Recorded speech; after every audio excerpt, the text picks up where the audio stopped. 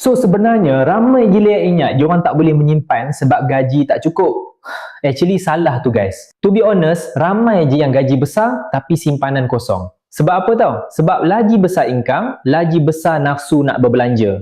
Keinginan kita ni selalunya lagi laju dari gaji yang masuk. So game dia simple je. Korang kena start menabung walaupun rasa duit tu tak cukup. Trust me, ini bukan pasal jumlah duit semata-mata. Tapi kita nak tune otak kita supaya berfikir macam orang kaya. Kita nak establish habit kumpul harta tu. Jangan bagi alasan sekadar nak sedapkan hati guys. Realitinya, kewangan korang bukan tanggungjawab bos, bukan tanggungjawab kerajaan. It is fully your responsibility. Korang sendiri yang kena secure masa depan korang. The moment korang start menabung, keajaiban akan berlaku. Zaz, korang akan automatik jadi berkira nak belanja, korang akan takut nak tambah hutang baru, and otak korang akan mula ligat cari jalan nak tambah income. Masa tu baru kita stop salahkan takdir dan mula berusaha sehabis baik. So guys, nampak tak game dia? Jangan tumbuh kaya baru nak simpan, tapi simpanlah sikit-sikit sampai jadi kaya. Macam biasa, kalau perlukan guide, DM je saya, okay?